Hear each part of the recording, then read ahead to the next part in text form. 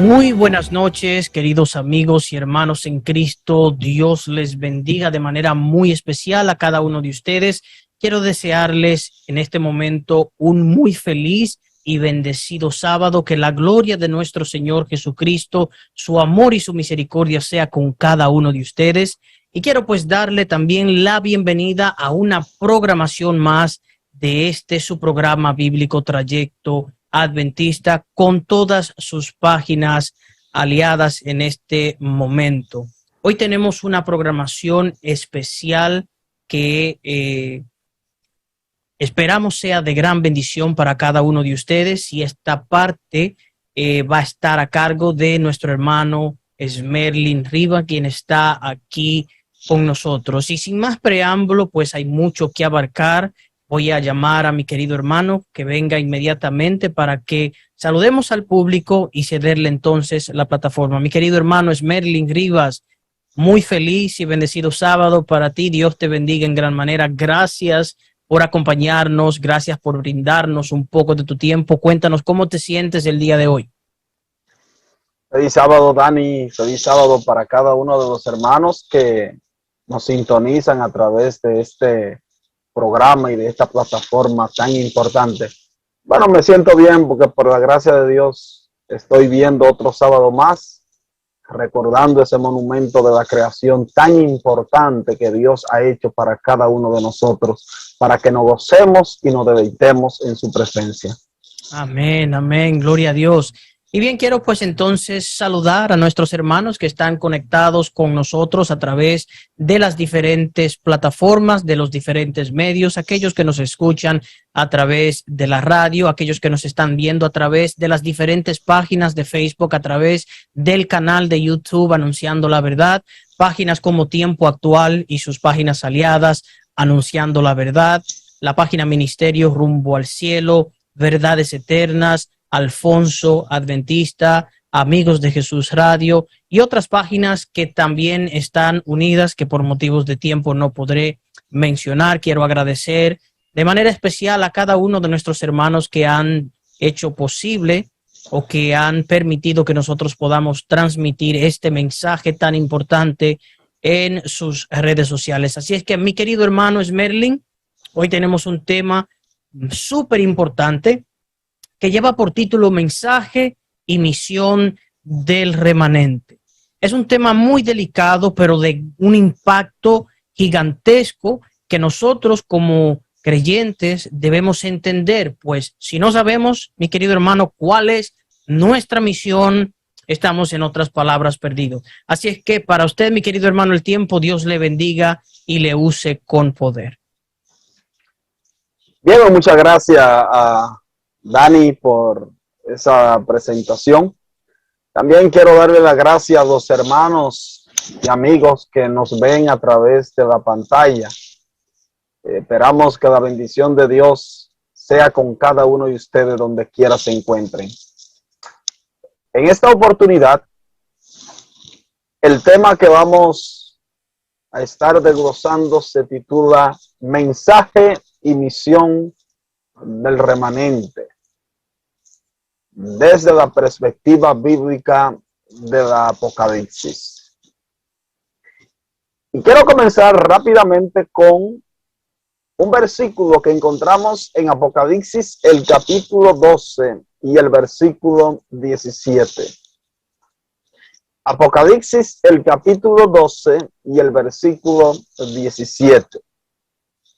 Dice aquí: entonces el dragón se llenó de ira contra la mujer y se fue a hacer guerra contra el resto de la descendencia de ella. La palabra griega que se menciona ahí por resto es la palabra loipoi, que significa lo que quedan, el remanente. Así que noten que Apocalipsis 12:17 dice que el dragón se llena de ira contra la mujer y se va a hacer guerra contra el resto de la descendencia de ella. Y ahora fíjense que este remanente tiene dos características importantes. Dice, los que guardan los mandamientos de Dios y tienen el testimonio de Jesucristo.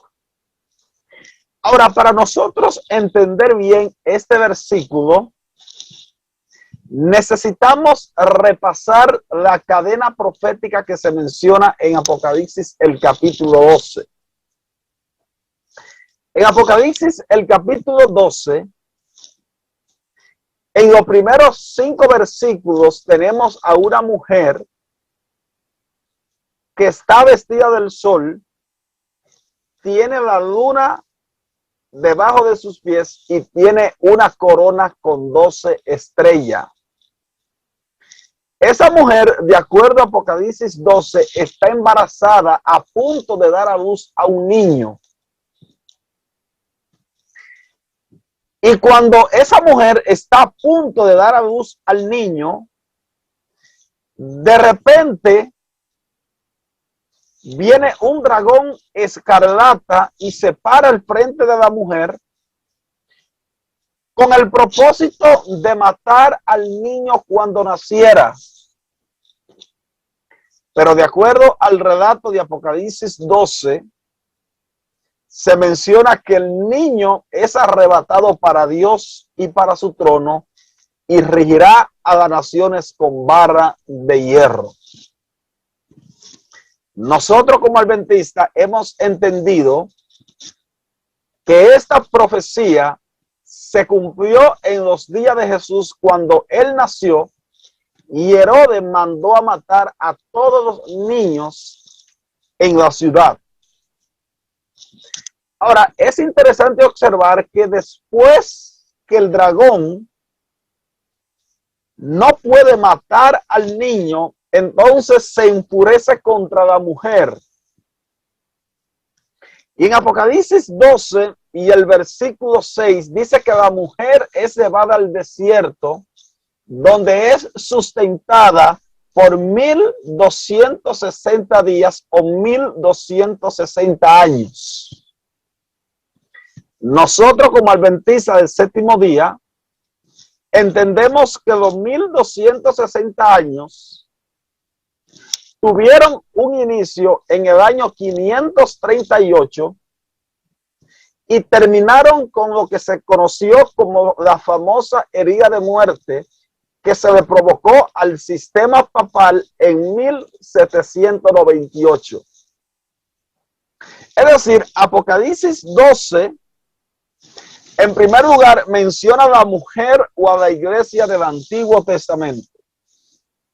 Luego, esta mujer se convierte en la iglesia del Nuevo Testamento, específicamente la iglesia perseguida por el sistema papal durante los 1260 años. Y luego, Apocalipsis 12, a partir del versículo 13 en adelante, nuevamente vuelve a retomar el tema de los 1260 años, el momento cuando las aguas son arrojadas de la boca del dragón, persiguen a la mujer y a esta mujer se le da 2 alas de águila donde vuela nuevamente al desierto, donde es sustentada por 1260 días, que se refiere a la persecución papal de los 1260 años. Ahora, bajo ese contexto, luego que el sistema papal tiene una persecución de 1260 años, se puede apreciar que al final de los 1260 años surge un remanente donde el dragón se enfurece en contra de este pequeño remanente. Es decir, Apocalipsis 12:17 tiene que leerse como el levantamiento de un pueblo después que el sistema papal recibe la herida mortal en 1798.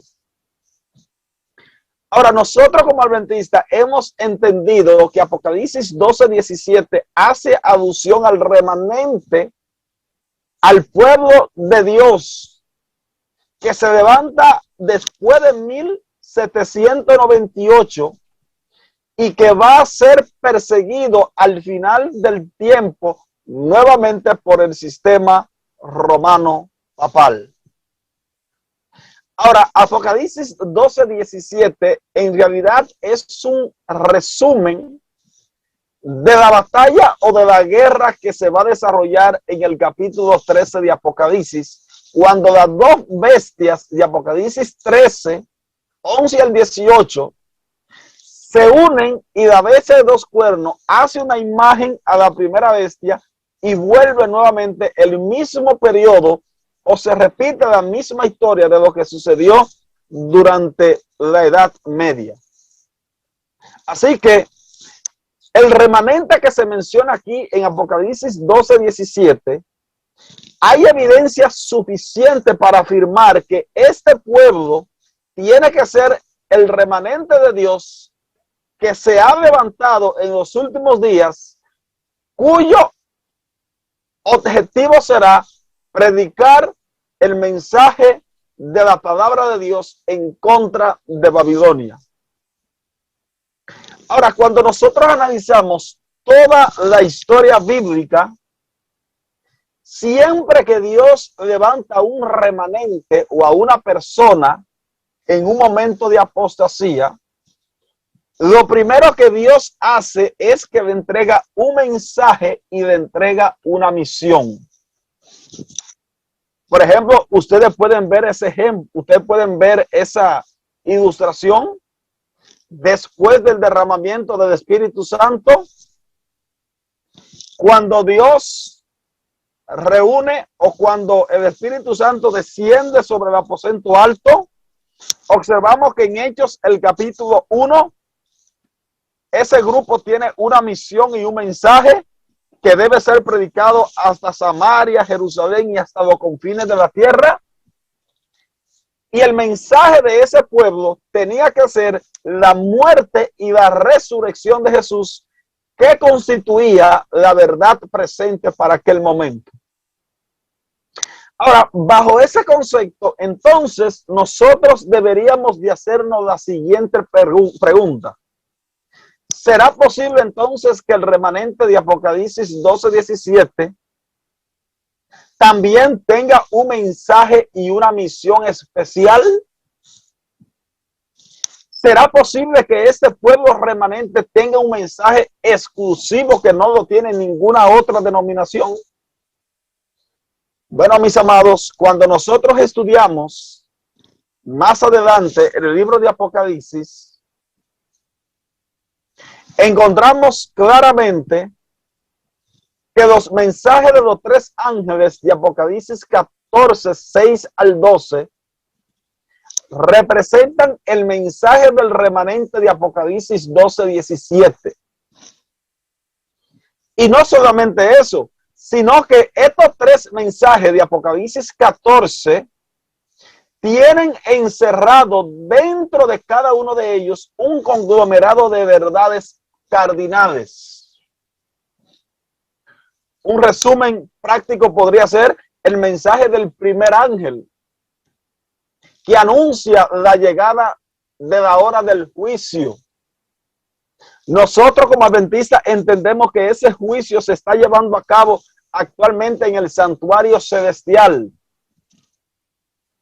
Manda a los hombres a temer a Dios y darle gloria. Temed a Dios en el Antiguo Testamento, especialmente en el libro de Ezequiel, en el libro de Salomón, en Eclesiastés.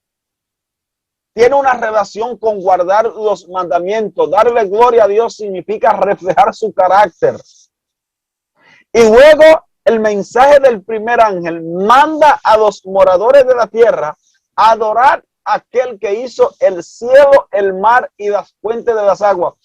Esa terminología, adorar al que hizo el mar, los cielos y la fuente de las aguas, apuntan al cuarto mandamiento de la santa ley de Dios. Luego el mensaje del segundo ángel anuncia la caída de Babilonia. El sistema de Babilonia, que representa a todos aquellos que se han extraviado de la palabra de Dios. Y Babilonia cae, de acuerdo a Elena de White, en Primeros Escritos, como resultado de haber rechazado el mensaje del primer ángel y las verdades cardinales de este mensaje.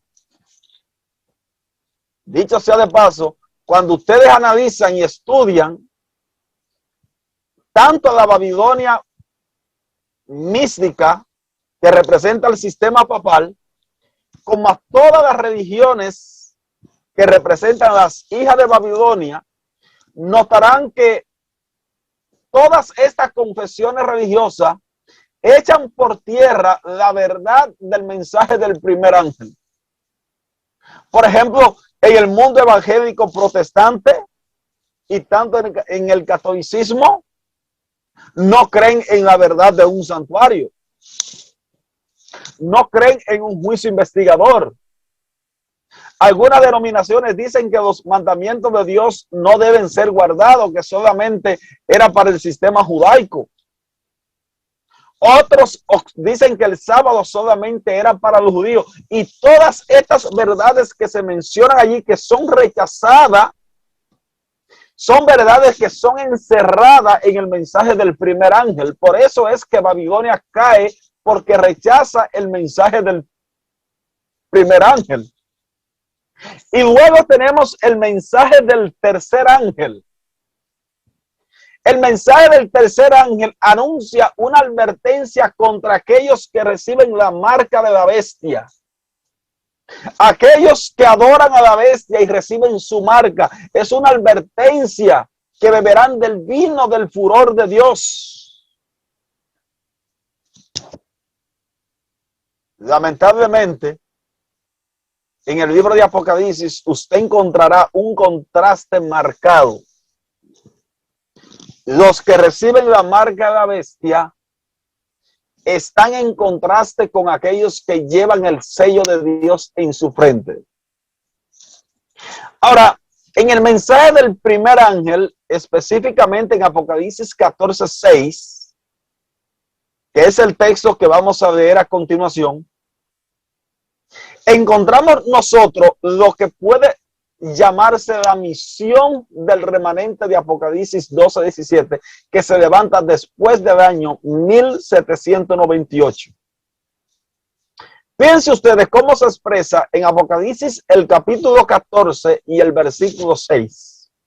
Dice: vi volar por el medio del cielo a otro ángel que tenía el evangelio eterno para predicarlo a los moradores de la tierra, a toda nación, tribu, lengua y pueblo. Ahora, este versículo de Apocalipsis 14:6, en primer lugar, resalta que el evangelio eterno que trae el mensaje de los tres ángeles es para predicárselo a los moradores de la tierra. Esa terminología o ese concepto de moradores de la tierra se refiere en el libro de Apocalipsis a aquellos que todavía no han aceptado a Dios, sino que se han ido en pos de la bestia. Por ejemplo, en Apocalipsis el capítulo 14, en Apocalipsis el capítulo 13, los versículos 11 al 18, dice que son los moradores de la tierra que mandan a hacer una imagen a la primera bestia, que tenía herida de espada y vivió. Los moradores de la tierra en Apocalipsis el capítulo 13 son aquellos que se van en pos de la bestia. El mensaje del primer ángel apunta hacia esa gran multitud. Por eso dice que este evangelio es para ser predicado a los moradores de la tierra, es decir, aquellos que se han rebelado contra Dios, a los que se encuentran todavía en el sistema de Babilonia. Pero noten también que en el mensaje del primer ángel indica que aquí tenemos un mensaje global, porque debe ser predicado a toda nación, tribu, lengua y pueblo. Es decir, no es un mensaje geográfico local. No solamente debe ser predicado en los Estados Unidos, no solamente debe ser predicado en África y en República Dominicana, no. Los mensajes de los 3 ángeles tienen que ser predicados a toda nación, tribu, lengua y pueblo. Es un mensaje universal, un mensaje global. Y eso es lo que representa la misión del remanente levantado en Apocalipsis 2:17.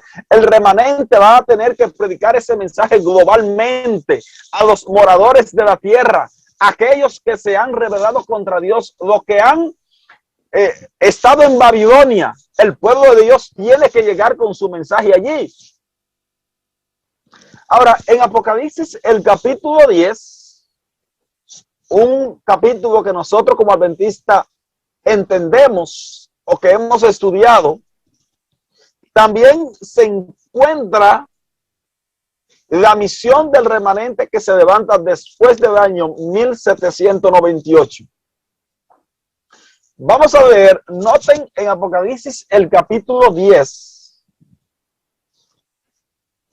y los versículos 1 al 3 dice: vi descender del cielo a otro ángel fuerte, envuelto en una nube con el arco iris sobre su cabeza, y su rostro era como el sol, y sus pies como columna de fuego. La hermana Juárez dice que este ángel era Cristo. Hace un tiempo atrás yo escribí un artículo donde mencioné alguna característica de este ángel de Apocalipsis 10 con la aparición de Jesús en Apocalipsis el capítulo 1, donde Juan ve al Hijo del Hombre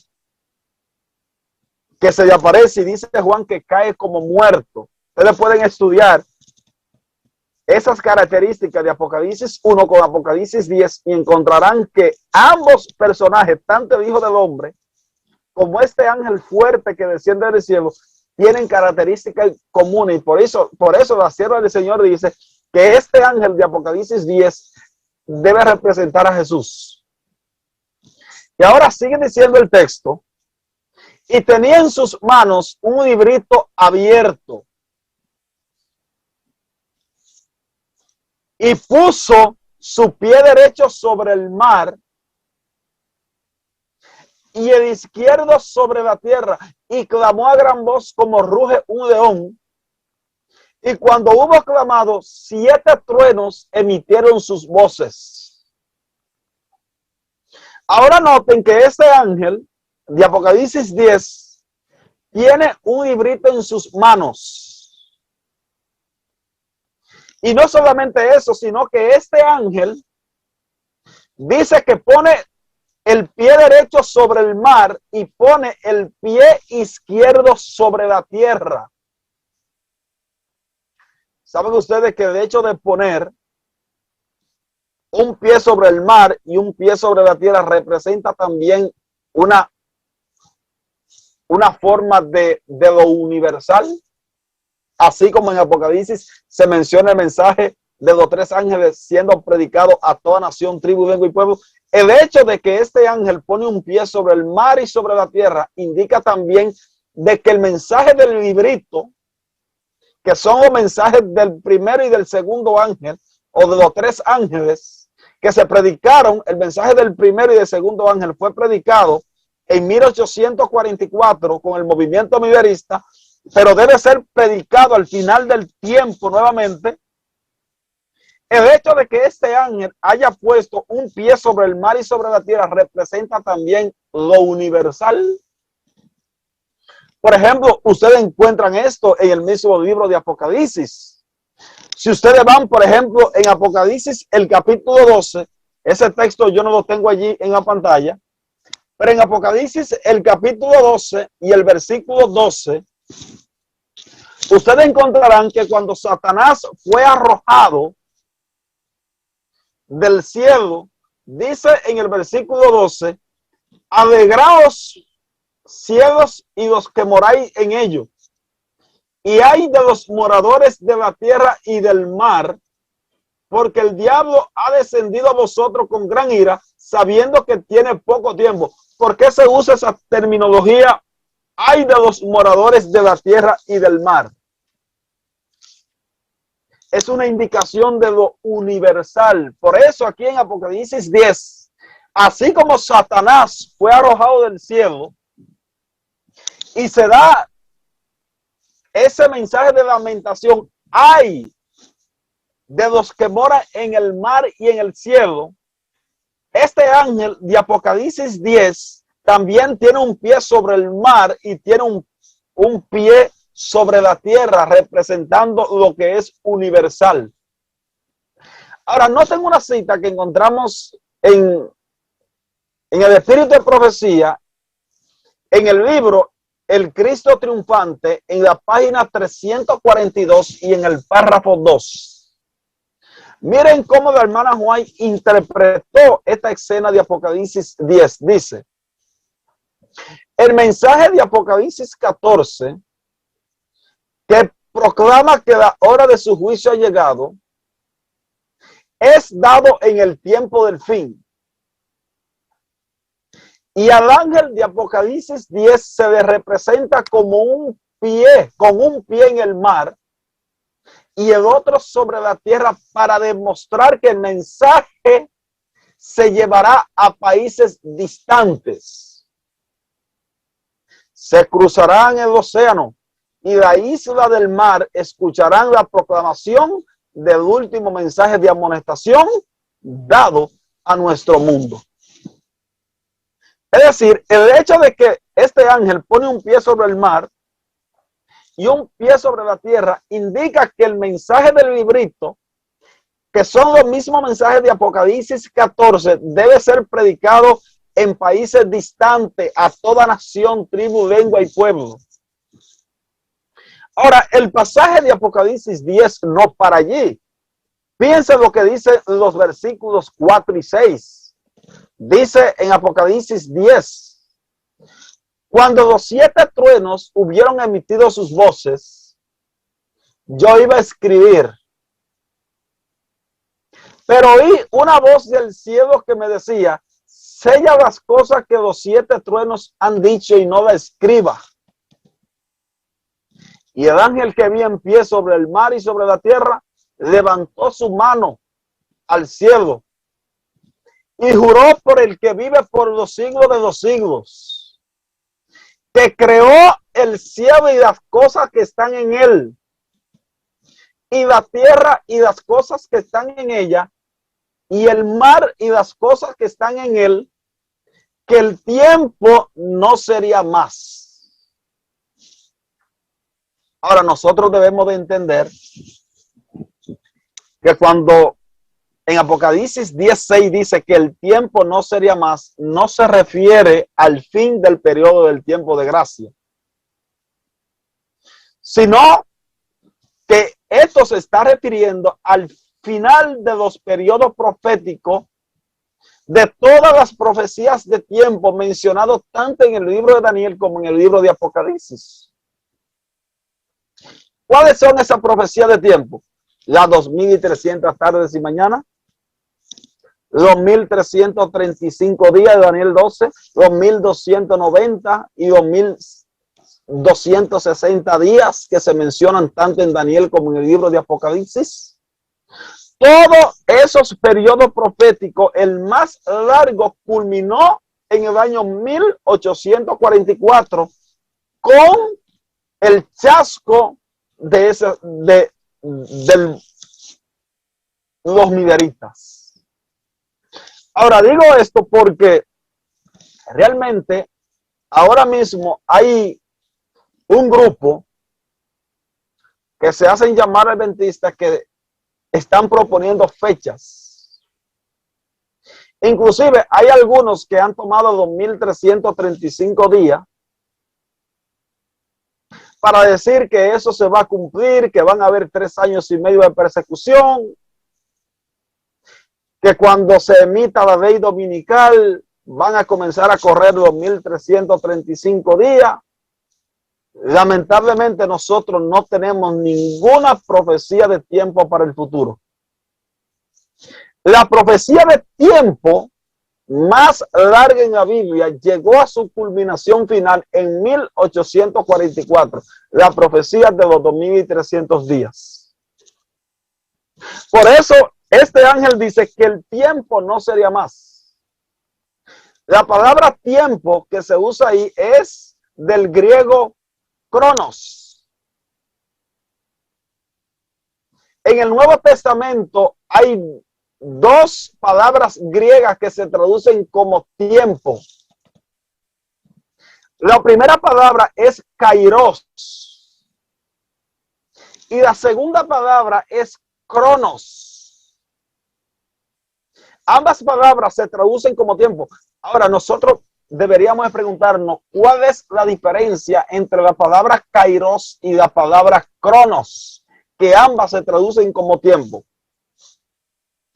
Hay una diferencia sumamente significativa. La palabra cronos se usa para referirse a un tiempo definido, a un tiempo donde haya una fecha exacta para el cumplimiento de algo, un tiempo definido. Mientras que la palabra kairos se utiliza para hacer referencia a un tiempo indefinido.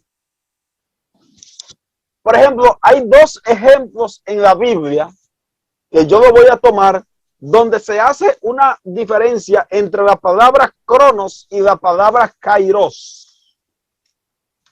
Miren en Apocalipsis el capítulo 22 y el versículo 10. Texto que no tenemos en pantalla, pero si usted tiene su Biblia allá en su casa, usted puede leer el texto. Dice aquí en Apocalipsis 22:10, y me dijo, no selle las palabras de la profecía de este libro, porque el tiempo está cerca. Y luego que menciona que el tiempo está cerca, menciona en el versículo 11 qué tiempo es el que está cerca. Dice, el que es injusto siga siendo injusto, es decir, el cierre de la puerta de la gracia. Ahora, la palabra griega que se menciona allí en Apocalipsis 22:10 es kairos, donde esta palabra kairos se usa para hablar de un tiempo indefinido, un tiempo sin fechas. Como nosotros como mortales no tenemos un tiempo de gracia definido, por eso Juan en Apocalipsis 22:10 usa la palabra kairos para hablar que el tiempo está cerca. Lo que Juan está diciendo es, el tiempo casi está cerca. Se va a cerrar la puerta de la gracia, pero no se le va a dar una fecha en específica. Por eso Juan usa la palabra kairos. Ahora, en Gálatas, el capítulo 4 y el versículo 4, Pablo dice, y cuando vino el cumplimiento del tiempo, vino Jesús nacido de mujer y bajo la ley. La palabra griega que usa Pablo allí por tiempo es cronos. ¿Y por qué Pablo usa esa palabra en Gálatas 4:4? Bueno, la razón es muy simple, porque ya en el Antiguo Testamento habían profecías en específicas que anunciaban el nacimiento de Jesús. En Daniel, el capítulo 9, tenemos la profecía de las 70 semanas, que anunciaban no solamente la restauración del templo de Jerusalén, sino que anunciaba el ungimiento del Mesías, el bautismo del Mesías, la llegada del Mesías, el momento cuando el Mesías iba a ser crucificado. Es decir, lo que está diciendo Pablo es, cuando vino el cumplimiento del tiempo de la profecía de las 70 semanas de Daniel 9, nació Jesús. Por eso Pablo usa la palabra cronos allí en Gálatas 4:4. Ahora, tal vez usted que está escuchando este tema con este juego de palabras no ha entendido perfectamente la diferencia entre la palabra kairos y la palabra cronos. Yo se la voy a poner de una forma más sencilla. Imagínese que usted tenga un familiar que viva lejos de su casa, un hijo, un primo, un tío, y usted habla con esa persona por teléfono y le pregunte ¿cuándo vas a venir a mi casa? Y él le diga, mira, yo voy un día de esto. Pregunto, ¿le está dando una fecha específica de su venida? No. Ahí se usa la palabra kairos. Porque no se le dio un tiempo definido, se le dio una fecha indefinida. Yo voy un día de esto. Eso no es una fecha en específica. Ahora, si esa persona a esa pregunta le contestara, yo voy mañana a las 3 de la tarde, ahí sí le está dando una fecha específica. Ahí se usa entonces la palabra griega cronos. Como en Apocalipsis 22:10, el cierre de la puerta de la gracia, nosotros no dependemos de ninguna profecía de tiempo. Por eso Juan en Apocalipsis 22:10 solamente dice el tiempo está cerca y usa la palabra kairos. Es decir, el tiempo está cerca, pero no tenemos un evento específico, una fecha exacta en específica para ese evento. Pero en Apocalipsis, el capítulo 10 y el versículo 6, el tiempo no sería más. Como la profecía de tiempo se cumplieron en 1844, lo que tiene que ver con la profecía de los 2300 días. Por eso en Apocalipsis 10:6 se utiliza la palabra cronos para hablar de un tiempo en específico. Es decir, lo que está diciendo Apocalipsis aquí es que toda la profecía de tiempo, incluyendo las 2300 tardes y mañanas, se cumplió en 1844 y las otras se cumplieron también durante ese mismo tiempo históricamente demostrable. En el caso de los 1335 días, nosotros como adventistas entendemos que comenzó a correr en el año 508 con la conversión de Clodoveo, terminó en 1844, la de 2335 días, la de los 2300 días también, y la de los 1290 años terminó en el año 1798, junto con la profecía de los 1260 días, que era el momento cuando se le iba a proporcionar la herida mortal al sistema papal. Ahora, noten lo que sigue diciendo Apocalipsis, el capítulo 10 y los versículos 7 y 8. Apocalipsis, el capítulo 10, los versículos 7 y 8 dice: sino que en los días de la voz del séptimo ángel, cuando él comience, versículo 8 y 10, ok. Sino que en los días de la voz del séptimo ángel, cuando él comience a tocar la trompeta, el misterio de Dios se consumará. ¿Saben ustedes? Esta traducción a mí no me gusta. Porque dice que en los días de la voz del séptimo ángel, cuando él comience a tocar la trompeta, esa traducción no es la correcta. Hay otras versiones que dicen, sino que en la voz del séptimo ángel, cuando éste esté a punto de tocar la trompeta, el misterio de Dios se consumirá o se consumará. Y sigue diciendo, como él lo anunció a sus siervos los profetas, la voz que oí del cielo habló conmigo y dijo, ve y toma el librito que está abierto en la mano del ángel que está en pie sobre el mar y sobre la tierra. Versículo 9 al 11 dice, y fui al ángel diciéndole que me diese el librito, y él me dijo, toma y cómelo, y te amargará el vientre, pero en tu boca será dulce como la miel. Entonces tomé el librito de la mano del ángel y lo comí, y era dulce en mi boca como la miel, pero cuando lo hube comido, amargó en mi vientre.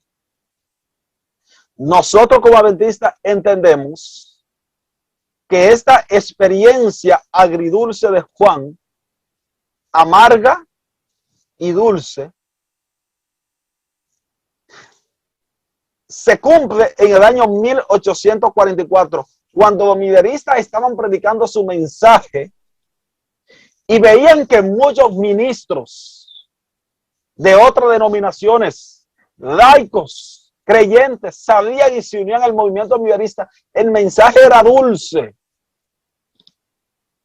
Sin embargo, cuando vino 1844 y no sucedió ningún evento de que Jesús iba a venir para ese tiempo, dice que el tiempo fue amargo. Hay una cita en el libro escrito en su santuario de la sierva del Señor, donde los fideicomisarios ponen un pequeño párrafo sobre Hiram Edson, donde él dice que en ese tiempo de 1844, el chasco fue tan amargo que ellos lloraban desconsoladamente. Es decir, vivieron una experiencia dulce cuando estaban predicando el mensaje, pero cuando llegó 1844 y no sucedió nada, fue una experiencia amarga. Con decir a ustedes que el historiador Marvin Maxwell, en su libro titulado Vivo al Mundo, redacta una historia de una madre que había perdido a su esposo, un fiel creyente del movimiento minerista. Y ella había quedado con 2 hijos pequeños. Y los hijitos escuchaban la voz de que Jesús iba a venir en 1844 y que iba a haber una resurrección y que aquellos que habían muerto en Cristo iban a resucitar. Los hijos le preguntaban a la madre: mamá, papá viene mañana, faltando un día para el chasco. Y la madre le decía con una fe inquebrantable: mañana vendrá. Mañana resucitará papá nuevamente. Cuando llegó 1844, fue grande el chasco. Se chasquearon amargamente. El movimiento minerista comenzó a desintegrarse.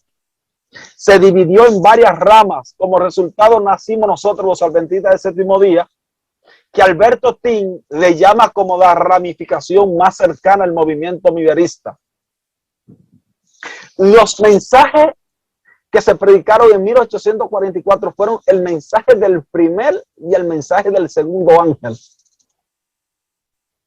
Eso iba a representar o representó el mensaje de la experiencia amarga en 1844, el mensaje del primer ángel en conexión con la profecía de los 2300 días presentada en Daniel 8:14. Ahora, si ustedes notan, luego que Juan come el libro y le amarga en el vientre, en el versículo 11 dice: y él me dijo, es necesario que profetice otra vez sobre muchos pueblos, naciones, lenguas y reyes. Esta es la misma terminología que se menciona en Apocalipsis 14:6. Es decir, lo que está diciendo aquí es que los mensajes que se predicaron en 1844, el remanente que se levantara, el de Apocalipsis 12:17, tenía la misión principal de volver a predicar estos mensajes en el tiempo del fin. De una forma universal, es decir, desde 1844, cuando se levanta el movimiento, ya Dios le había asignado una misión específica. Pero ahora nosotros debemos de hacernos la siguiente pregunta. Pero antes de contestar o de hacernos esa pregunta, yo quisiera introducirla con un breve repaso. Si ustedes notan, el mensaje del primer ángel tenía que ser predicado a toda nación, tribu, lengua y pueblo, o debe ser predicado a toda nación, tribu, lengua y pueblo. Ahora yo pregunto, ¿por qué el mensaje de los 3 ángeles debe ser predicado a todo el mundo? Cuando yo hago esta pregunta, generalmente las respuestas son varias. En primer lugar, muchos afirman, bueno, porque Jesús en Mateo 28 dijo que eso iba a ser parte de la comisión evangélica, y en Mateo 24 es necesario que se predique el mensaje a todo el mundo para que venga el fin. Esas son respuestas válidas porque tienen su ancla en la Biblia. Sin embargo, el libro de Apocalipsis tiene una tercera razón del por qué el mensaje de los tres ángeles debe ser predicado a toda nación, tribu, lengua y pueblo. Y la respuesta a esta pregunta es porque, así como Dios tiene un mensaje especial, la bestia o el sistema papal en el tiempo del fin también tiene un mensaje especial y universalmente a toda nación, tribu, lengua y pueblo. Y ustedes se preguntarán, ¿y cómo es esto? Bueno, noten Apocalipsis el capítulo 13 y el versículo 7, donde menciona la extensión del trono de la bestia en el tiempo del fin. Dice aquí, y se le permitió hacer guerra contra los santos y vencerlos. También se le dio autoridad sobre toda tribu, pueblo, lengua y nación. Pregunto, ¿es esta la misma terminología de Apocalipsis 13? ¿A toda nación, tribu, lengua y pueblo? Sí. Es decir, lo que está diciendo el texto es que el trono de la bestia o el gobierno de la bestia se extiende a nivel mundial. Y como la bestia es un sistema político religioso que trata de buscar la adoración que solamente le corresponde a Dios, eso indica que la bestia también tiene un mensaje mundial, así como Dios tiene un mensaje universal. Por eso, en el mensaje del primer ángel, Dios dice, adorad al creador de los cielos y la tierra. La bestia también exige adoración. Y de la misma forma como la bestia tiene un mensaje universal, Dios también a través de su remanente va a enviar un mensaje mundial para bloquear e impedir que todos los moradores de la tierra sean engañados por el falso sistema de la bestia. Esa es la razón, mi estimado, del por qué la misión de Apocalipsis 12:17, del remanente de Apocalipsis 12:17, en el mensaje del primer ángel, es a toda nación, tribu, lengua y pueblo, porque la bestia también va a tener un mensaje global, el sistema papal. Eso se encuentra ampliamente mencionado en Apocalipsis 17, 1 y 2, textos que vamos a leer a continuación. Fíjese cómo lo expresa Apocalipsis 17, 1 y 2, dice: vino entonces uno de los 7 ángeles que tenían las 7 copas y habló conmigo diciéndome, ven acá y te mostraré la sentencia o los juicios. La palabra griega por sentencia que se menciona ahí es grima. Sigue diciendo, y te mostraré la sentencia contra la gran ramera, la que está sentada sobre las muchas aguas. Que en Apocalipsis 17:15 las aguas representan naciones, muchedumbre, lenguas y pueblos. Es decir, lo que está diciendo el texto aquí es que la Babilonia mística del tiempo del fin va a tener un control absoluto. Por eso en el versículo 3 ustedes pueden ver que la Babilonia mística también se sienta sobre la bestia, que es un símbolo de la administración política. Es decir, lo que está diciendo Apocalipsis 17 es que la bestia no solamente va a tener un control sobre los moradores de la tierra, sobre las muchas aguas, sino que su poder va a ser tan grande que inclusive los reyes de la tierra o los gobiernos de la tierra van a tener que someterse. Y por eso la bestia, ustedes la pueden ver que se sienta sobre las aguas y también está sentada sobre la bestia, indicando de que Babilonia va a tener un control mundial. Hermano, no es un secreto para nadie, pero todos los movimientos que se está dando en el mundo político religioso, tanto en el Vaticano, el Papa Francisco como otros líderes religiosos, es una indicación de que muy pronto el sanamiento de la bestia va a ocurrir. De que muy pronto Babilonia va a obtener ese control mundial.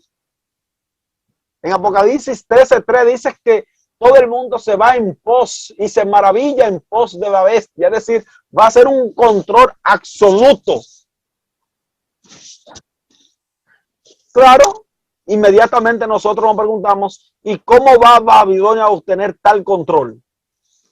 Bueno, fíjense lo que dice en Apocalipsis 17:2, dice, con lo cual han fornicado los reyes de la tierra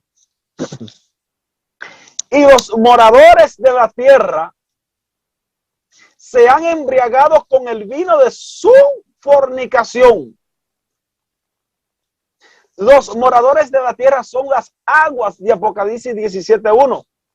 Los reyes de la tierra es la bestia de Apocalipsis 17:3, donde Babilonia se sienta. Por eso dice en el versículo, con lo cual han fornicado los reyes de la tierra y los moradores, como si fueran dos grupos independientes. Se han embriagado con el vino de su fornicación, que representan sus falsas doctrinas. Y ahora fíjense que dice el texto, y los moradores de la tierra. Por eso el mensaje del primer ángel iba o debe ser predicado a los moradores de la tierra, porque estos son las víctimas del sistema papal, los que van a ser engañados en el tiempo del fin. Ahora, si ustedes notan en Apocalipsis el capítulo 10 y el versículo 11,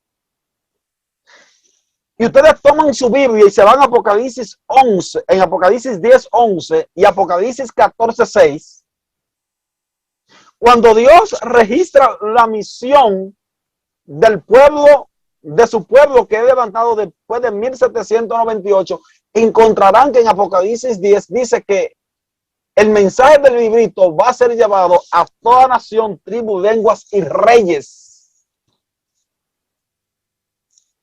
Pero en Apocalipsis 10 dice a toda nación, tribu, lenguas y pueblo, a los moradores de la tierra. Es decir, si ustedes reúnen esos dos pasajes por sí, ustedes notarán que el mensaje de Dios no solamente es para los moradores de la tierra, sino también para los líderes políticos, porque ellos van a caer presa del sistema papal, van a fornicar en pos de este sistema, de tal forma que van a ser embriagados con el vino de su fornicación, que representan sus falsas creencias. Como resultado de eso, en Apocalipsis 16, estos tres poderes son reunidos bajo el estandarte de Roma, bajo la aparición del dragón, la bestia y el falso profeta. Y la sierva del Señor en el conflicto de los siglos dice claramente, la señora White dice que los dos errores que van a unir esta triple alianza va a ser la santidad del domingo y la inmortalidad del alma. Y en otra cita que ella encuentra en manuscritos inéditos, ella dice que el vino de Babilonia representa la doctrina del domingo y de la inmortalidad del alma.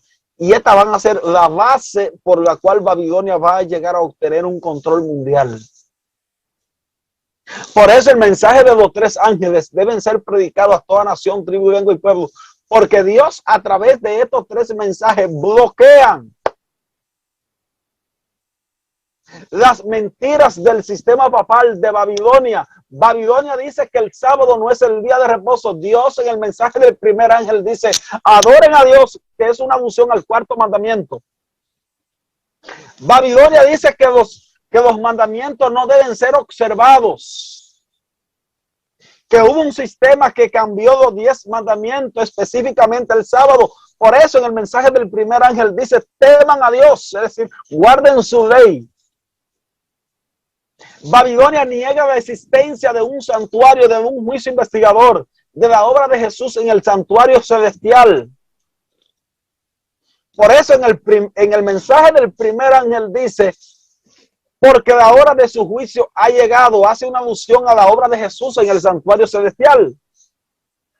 Es decir, todas las verdades que son proclamadas por Dios en el mensaje del primer ángel son bloqueadas por el sistema de Babilonia. Y todas las mentiras que promueve Babilonia son contrarrestadas por Dios a través de su remanente y a través del mensaje de los tres ángeles. Por eso, así como la bestia va a tener una extensión mundial, geográficamente hablando, a toda nación, tribu, lengua y pueblo, y va a tener también un mensaje mundial, Dios a través de su remanente que va a ser perseguido en el tiempo del fin, va a introducir o va a proclamar un mensaje mundialmente.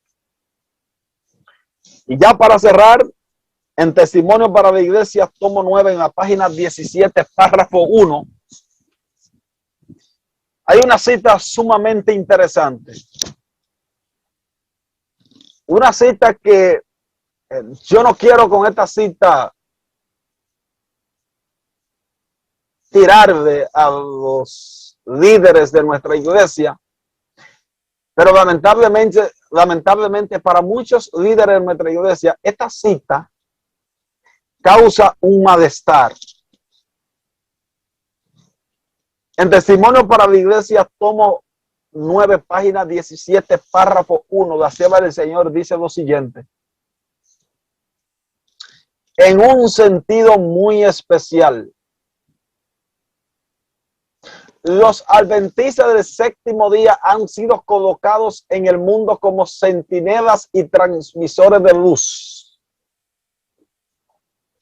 A ellos ha sido confiada la tarea de dirigir la última amonestación a un mundo que perece. La palabra de Dios proyecta sobre ellos una luz maravillosa. Una obra de la mayor importancia les ha sido confiada. Proclamar los mensajes del primero, segundo y tercer ángeles. Ninguna otra obra puede ser comparada con esta y nunca debe desviarse nuestra atención de ella.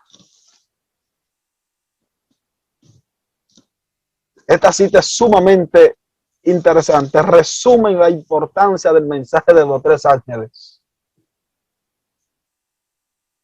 Es una misión especial que Dios le ha colocado encima a su pueblo, la proclamación de los mensajes de los tres ángeles. Y ella en esta cita dice, una obra de la mayor importancia había sido con que decir, es un mensaje sumamente importante, no es cualquier mensaje. Es un mensaje importante.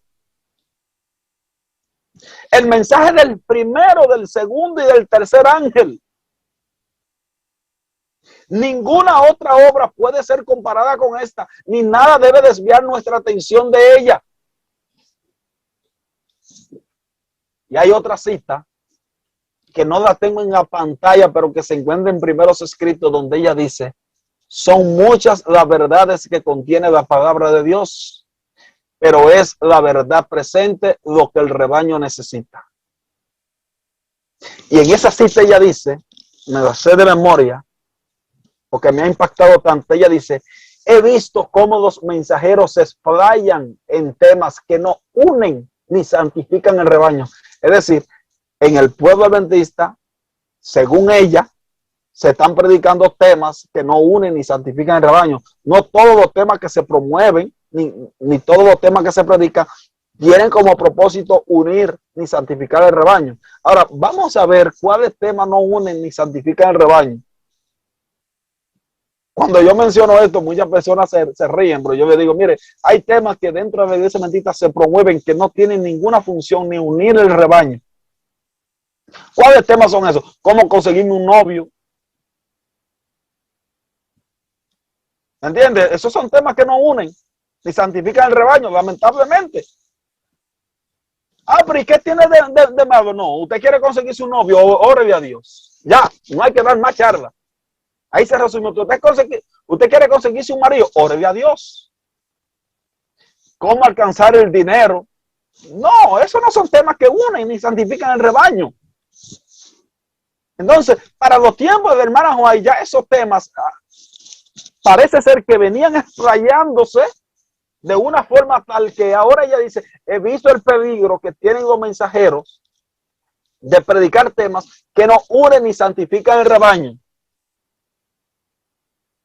Y luego ella dice que hay que predicarse temas. Claramente lo dice ella en primeros escritos. Temas como las 2300 tardes y mañanas, el testimonio de Jesús, la fe de Jesús y la paciencia de los santos, que es una alusión al mensaje de los tres ángeles, la culminación del mensaje del tercer ángel. Hermano, nosotros como adventistas somos ese remanente levantado en 1798. Vamos a ser objeto de persecución por parte del sistema papal. Dios va a derramar su Espíritu Santo sobre la iglesia, la lluvia tardía. Dios a través de ese remanente va a contrarrestar todas las enseñanzas de Babilonia político-religiosa. Babilonia va a lograr un control universal. Como resultado, el pueblo de Dios va a ser perseguido por esa verdad que predique. La Biblia así me indica, por ejemplo, en Daniel, el capítulo 11 y el versículo 44, cuando el rey del norte se le sana su herida provocada por el rey del sur, pasa por la tierra de Egipto, también entra por la tierra gloriosa, que es un símbolo del pueblo de Dios. Caen en sus manos Edom y Moab y la mayoría de los hijos de Amón, que para algunos teólogos representan a aquellos que van a salir de Babilonia. En el versículo 44 dice, pero noticias del oriente y del norte le atemorizarán y saldrá con gran ira para destruir y matar a muchos. Y dice que el rey del norte plantará su tienda de su palacio entre los mares y el monte glorioso y santo. Las noticias que vienen del norte representan el mensaje de los tres ángeles. El hecho de que él viene del norte es una evidencia de que es un mensaje celestial, porque en la Biblia el norte es la dirección del compás donde se encuentra el trono de Dios. Isaías capítulo 14, cuando Lucifer tenía ese pensamiento en su corazón y decía, subiré por encima de las estrellas y en el lado norte levantaré mi trono. El norte es un símbolo. En el libro de Ezequiel ustedes encontrarán frecuentemente que los ángeles venían de la parte norte. En el libro de Amós, en el capítulo 8 y los versículos 9 al 11, dice que en aquel tiempo Dios enviará hambre. No hambre ni sed de física, sino de oír la palabra de Dios, y que las personas irán errante de mar a mar, de norte hacia oriente, buscando la palabra de Dios y no la hallarán. Se menciona el norte porque es la dirección en donde se encuentra el trono de Dios. El hecho de que el rey del norte, ese sistema, Daniel lo menciona como el rey del norte, es una clara indicación de que es un poder que trata de falsificar el poderío de Dios, trata de hacerse pasar por Dios. Dios es el verdadero rey del norte. El rey del norte de Daniel 11 es un falso rey del norte. Saldrá para matar al pueblo de Dios. Tratará de bloquear las enseñanzas del pueblo de Dios. Sin embargo, el pueblo de Dios saldrá victorioso en el tiempo del fin. Nuestro mensaje son los mensajes de los tres ángeles a toda nación, tribu, lengua y pueblo. Y dentro de esos tres mensajes tenemos el mensaje de la justificación por la fe, proclamado por la Reforma Protestante y nuevamente proclamado en 1888, y que ese mensaje va a tener una extensión mundialmente en el tiempo del fin, junto con otras verdades importantes y cardinales que deben ser predicadas por el pueblo de Dios. Dios le bendiga mucho. Amén, amén. Gloria a Dios. Mi querido hermano, gracias por tan poderoso tema, por estas aclaraciones que hemos aprendido el día de hoy. Un tema muy candente, un tema muy, pero muy importante y que nosotros debemos entender. Una de las razones, alguien escribió en una ocasión que el pueblo que no conoce su historia está condenado a repetirla. Y sabemos que así como hubo una persecución en el tiempo antiguo, también vendrá una persecución futura. ¿Quieres saber de qué lado estás? ¿Quieres saber si estás formando parte del lado de Dios o del lado de Satanás? Tienes que conocer la historia, tienes que ver lo que sucedió para que sepas lo que va a suceder en un futuro. Yo por aquí tengo algunas preguntas que quisiera tocar de manera rápida, ya que no nos queda mucho tiempo. Y son las siguientes, mi querido hermano Smerling. Según Apocalipsis 14:6, ¿cómo resumiríamos en pocas palabras lo que es la misión del remanente? Bueno, de acuerdo a Apocalipsis 14:6, podríamos resumir la misión del pueblo remanente como una misión mundial, donde Dios de una forma u otra va a lograr que su remanente avance sustantivamente, de tal forma que los moradores de la tierra sean amonestados, las verdades de Dios sean presentadas. Amén. Las verdades sobre el sábado, sobre la inmortalidad del alma, todos aquellos compendios de verdades que nosotros contenemos.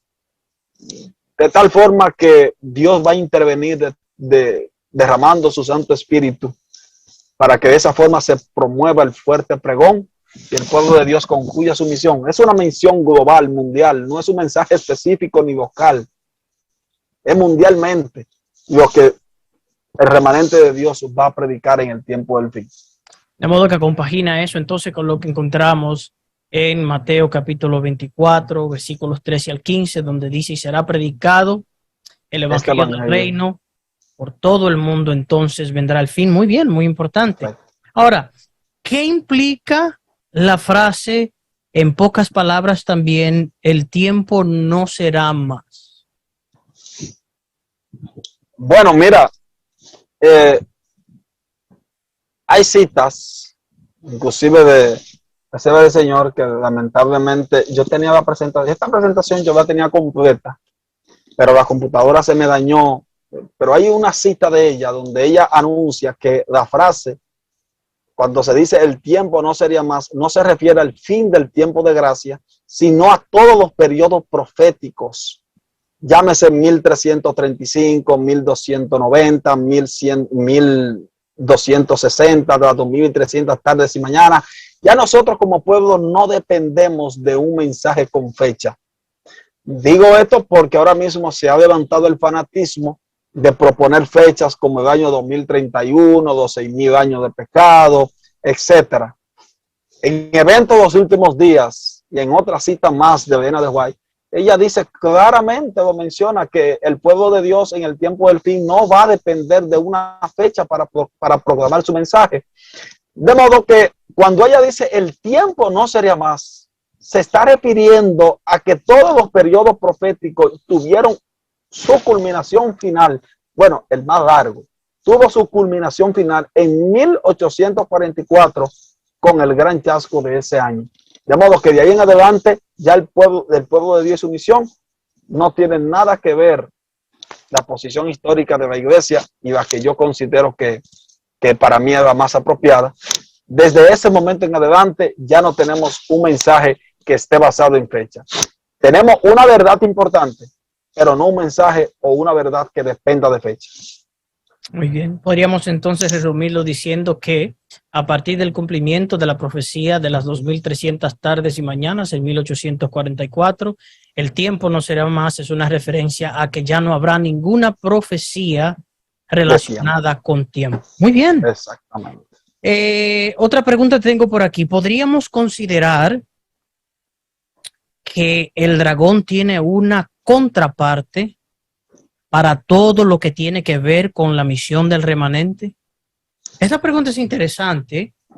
Sí. A ver si lo analizo bien. ¿Podríamos considerar si Satanás tiene una contraparte o una parte en oposición a ¿cómo se diría esa? Bueno, contraparte creo que es la mejor palabra en cuanto a lo que tiene que ver con la misión del remanente. Es interesante. Sí, un bloqueo, por así decirlo. La hermana White en primeros escritos, ella dice que al comenzar el tiempo de angustia, a ver si me recuerdo bien, al comenzar el tiempo de angustia, todos fuimos henchidos del Espíritu Santo cuando salimos a proclamar más plenamente el sábado. Esto enfureció a los malvados y luego ella dice que las naciones serán mantenidas en jaque para que no impidáis la predicación del mensaje de los 3 ángeles. Claramente ella lo dice de esa forma en primeros escritos. De modo que cuando tú vas y estudias lo que representa el vino de Babilonia en los escritos de hermana White, tú vas a encontrar que el propósito de Satanás con esta doctrina es contrarrestar lo que Dios ha dicho en su palabra. Sábado. El mensaje, exactamente, el mensaje del primer ángel anuncia el sábado.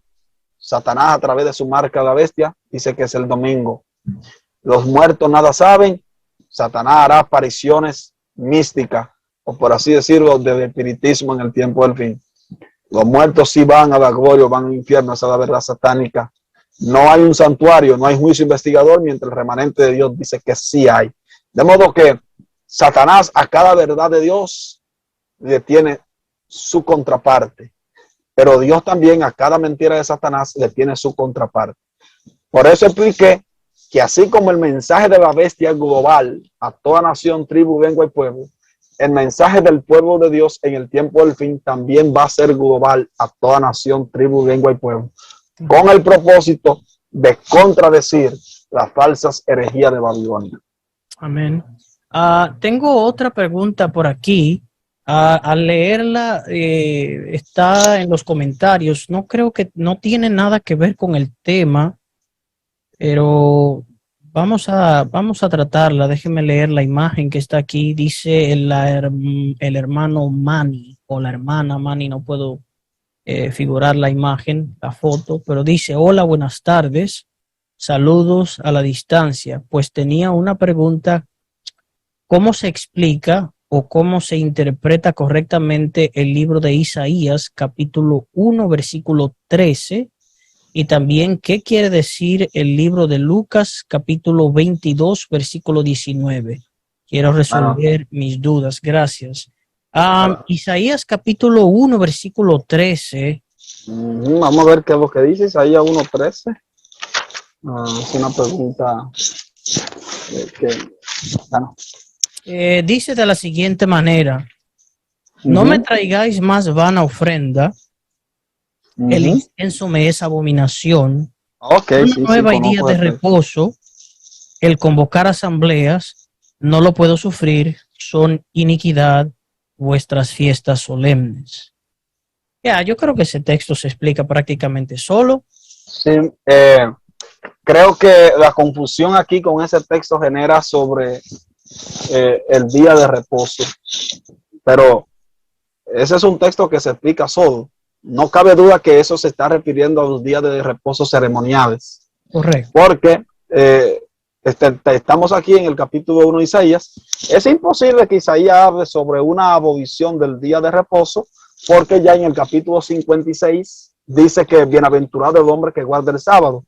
Y en el capítulo 58, nuevamente Isaías, y en el versículo 3, Isaías nuevamente dice, si retrajeres tus pies de violar el sábado, de hablar cosas vanas, etc.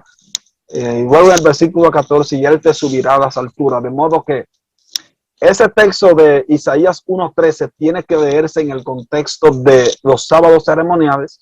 Y es un texto que también se encuentra, por así decirlo, encuentra su explicación más extensa en Oseas 2:11, si más bien no recuerdo. En Oseas capítulo 11, nuevamente el profeta menor hace alusión a esos sábados.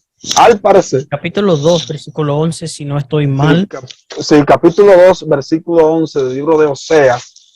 Oseas nuevamente discute el texto de una forma, Oseas, vamos a ver si puedo lograr. Ok. Oseas capítulo 2, versículo 11, donde dice él: haré cesar todo su gozo, su fiesta, sus lunas nuevas y sus días de reposo y todas sus festividades. Cuando se habla de luna nueva, su fiesta, no cabe duda que se está refiriendo a las 7 fiestas judías.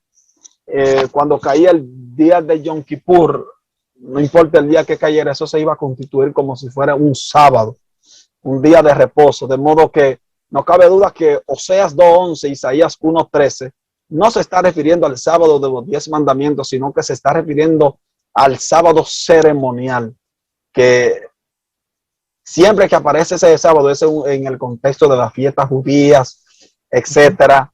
La validez del sábado como parte de los 10 mandamientos del Antiguo Testamento es muy clara.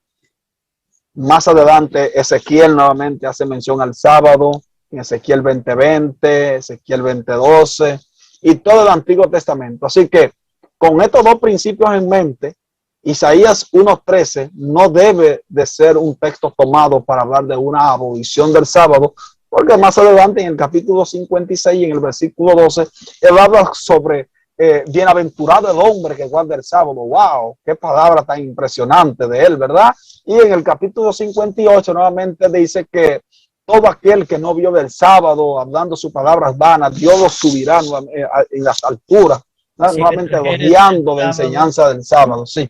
Así que no cabe duda que... Eso es correcto, sí. No cabe duda que Isaías 1:13 tiene que verse a la luz de los sábados ceremoniales, y al parecer el pueblo de Israel estaba metido nuevamente en problemas como ellos lo hacían en apostasía, y Dios ya no quería esas ofrendas vanas para él. Ahí está la clave. No quería una obra práctica. Correcto, o sea, a Dios no le interesan los sacrificios.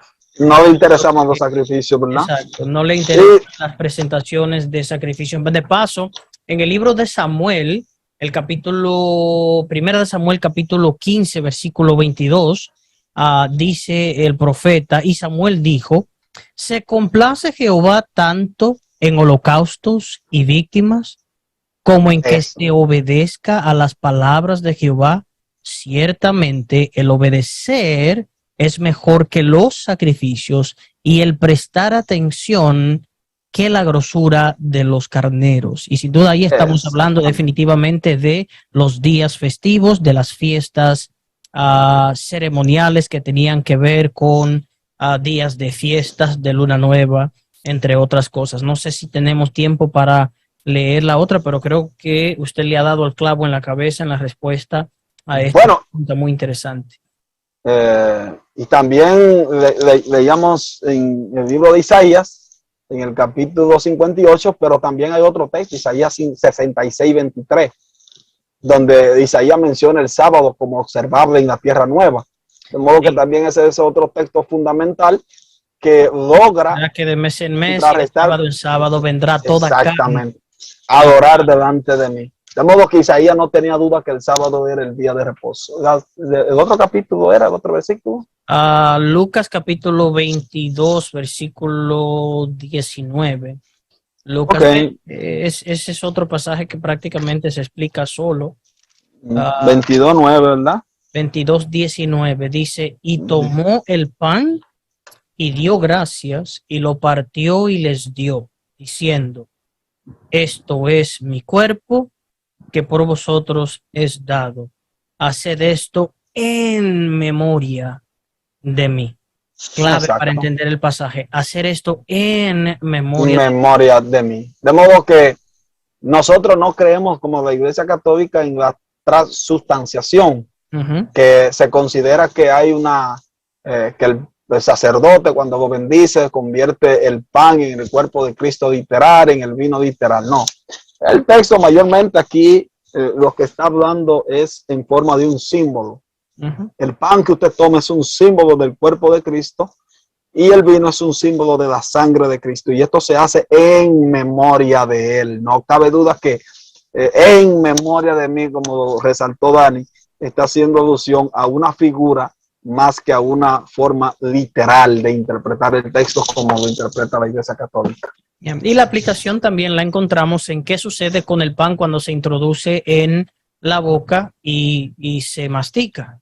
O sea, es una figura de maltrato, de destrucción, de sufrimiento, de escarnio que Cristo sufrió por la humanidad, así como fue así como es, podríamos decir, triturado, inmolado el pan por nuestros dientes, así su cuerpo humano debía ser maltratado en favor Así es. de la raza humana. So, ese es el símbolo, y la sangre, que es el vino, es un símbolo de la sangre de Cristo que iba a ser derramada en favor de nosotros, que de paso la Biblia dice que sin derramamiento de sangre no hay remisión de pecado. Por esa razón la sangre de Cristo debía ser derramada. Muy bien, esas han sido todas las preguntas. Voy aquí a aprovechar de manera rápida para saludar a algunas hermanas que pudieron escribir en el chat, que pude ver rapidito. A nuestra hermana Fior López, muy feliz sábado para ti, mi querida hermana. Dios te bendiga grandemente. Tenemos aquí a Eun Son Mendoza. Tremendo el nombre. Hola hermano, buenas noches. Dice feliz sábado, y pues feliz sábado para ti, querida hermana. Tenemos también a Cenita Teles Furtado. Ella dice feliz sábado o día de Señor en portugués. Bueno, boa noite para ti, hermana, y un feliz sábado para ti. Gracias por acompañarnos. Meli Jiménez, feliz sábado, hermana. Dios te bendiga grandemente. También teníamos con nosotros en la página Ministerio Rumbo al Cielo, teníamos a nuestra hermana Oneida González, un muy feliz sábado para ti. Nuestra hermana Aracelis Morrobel, teníamos a la hermana Nilce Echevarría, que estaba aquí también con nosotros, nuestra hermana Virginia Montero. Un abrazo para cada una de ustedes, querida familia, un abrazo especial, un muy feliz sábado. Mi querido hermano, hemos llegado entonces a la conclusión de esta transmisión y no queremos cerrar sin antes comunicarnos con nuestro Dios con una palabra de oración. ¿Qué le parece, mi querido hermano, si usted nos dirige en oración en este momento? Claro, oramos. Amante Padre y eterno Dios, gracias te damos por lo bueno y lo maravilloso que tú eres. Gracias a Dios porque nos diste la fuerza para hacer este tema. Esperamos que sea de bendición y que aquellas personas que nos están escuchando, nos están viendo a través de la pantalla, Padre, puedan de una forma tomar en serio su ministerio y su misión como pueblo adventista. Que entendamos que el mensaje de los tres ángeles debe ser predicado a toda nación, tribu, lengua y pueblo. Danos bendición y dirígenos, porque te lo pedimos en el nombre de Jesús. Amén. Amén, amén. Muy bien, esta programación ha sido posible gracias a la página Trayecto Adventista y sus colaboradores. Les invitamos para que se conecten con nosotros nuevamente el próximo sábado. Por lo demás, hermanos, tengan todos una feliz y bendecida noche. Dios les bendiga en gran manera, que tengan un feliz resto de la noche y un feliz y hermoso sábado. Querido hermano Merlin, gracias por su colaboración de todo corazón. Para usted también, muchas bendiciones. Amén, igualmente para ustedes también, muchas bendiciones, que Dios les bendiga mucho y que sigamos adelante con este ministerio tan importante. Amén. Bendiciones, querida familia. Será entonces